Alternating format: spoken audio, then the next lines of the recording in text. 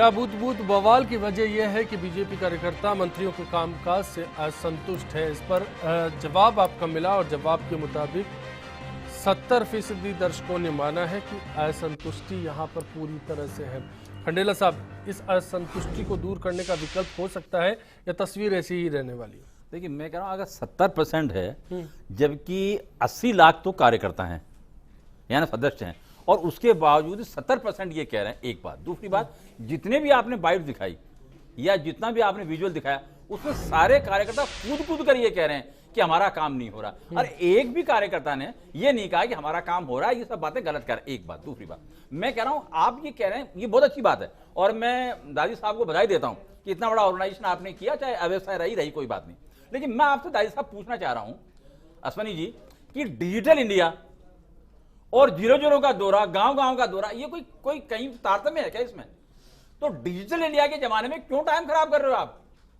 सवाल यह है कि वहीं के जो लोग हैं वही कल मुख्यमंत्री को जाना पड़े, इससे ज्यादा मैं समझ रहा हूं जो सक्रियता है ना, उसका विपरीत कोई बात हो नहीं सकती। अरे डिजिटल इंडिया है। अब एक बात वो कहना चाह रहा हूं, अब मैं यहां पे ये कहना चाह रहा हूं कि बहुत अच्छा हुआ कि आपने पहले ये सारी बातें जान ली, लेकिन मैं दादी साहब ये कहना चाह रहा हूं, आप जनता की नब्ज को पहचान लो।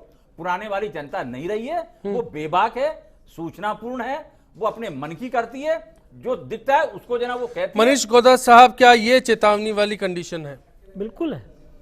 2.5 साल के समय, देखिए, कार्यकर्ता आपको आईना दिखा। क्या जागने के लिए पार्टी के लिए वक्त है अभी? नहीं, अब ये मंशा पर डिपेंड करेगा कि आपकी मंशा क्या है, आपने किस मंशा के साथ ये कार्यक्रम किया।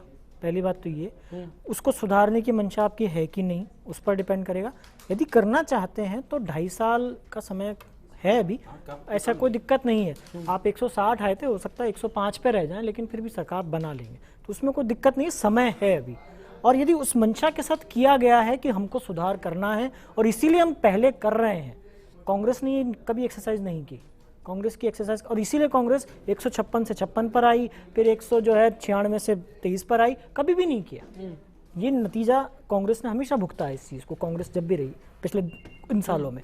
तो यदि बीजेपी कर रही है और अच्छे ढंग से कर रही है, अच्छी मंशा से कर रही है, सुधार की मंशा से कर रही है, तो निश्चित रूप से अच्छे फायदे निकलेंगे। कांग्रेस क्या तस्वीर देख रही है मेरे पास, क्योंकि आखिरी 3 मिनट है, सबको वक्त मिल जाए। रमेश मीणा साहब, मैं ये कहना चाहूंगा कि कांग्रेस जो अभी हर चीज पे स्ट्रगल कर रही है, हम भी विधानसभा में हमारे मुद्दे उठा रहे हैं, जनहित के जो मुद्दे हैं। मैं मुकेश जी से कहना चाहूंगा, मुकेश जी बड़ी बढ़ चढ़ के बात कर रहे हैं, तो मैं कहना चाहूंगा जो भी बीजेपी के कार्यकर्ता हैं, पदाधिकारी हैं, कि इस राजस्थान प्रदेश को जिस तरह गिरवी रखा जा रहा है, आने वाले कल में ये देश हमारा प्रदेश बहुत पीछे चला जाएगा।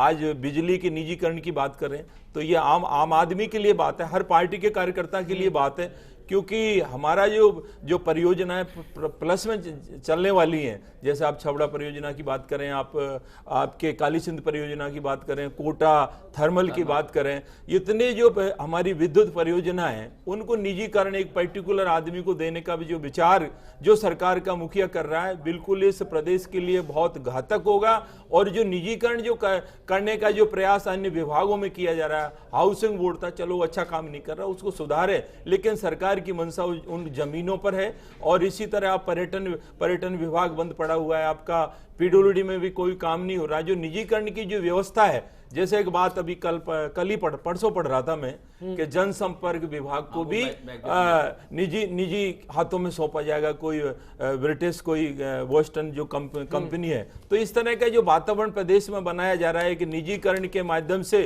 कुछ लोग इस प्रदेश को लूटना चाहते हैं, तो मैं माननीय आम जनता से, हम मेरे साथ मुकेश दादी जी हैं, आप बढ़ चढ़ के बात कर रहे हैं, तो जो प्रदेश के हित में, उस प्रदेश के हित में आप लड़ें, बिल्कुल लड़ना चाहिए आपको। मुकेश दादी जी, उम्मीदें सबकी है, कार्यकर्ता की भी है और हर वर्ग की भी है, पूरे प्रदेश में बन चुका है कि चारों। सोनी जी, मैंने कहा ना कि देखिए, हाइपोथेटिक बातें करने से कोई चीज़ नहीं होती। माननीय मुख्यमंत्री जी, जिस प्रकार का ये आप बिजली की बात करें, 74,000 करोड़ रुपए, 74,000 करोड़ रुपए का कर्जा है बिजली पे छोड़ के गए, इनको ध्यान नहीं है बिजली।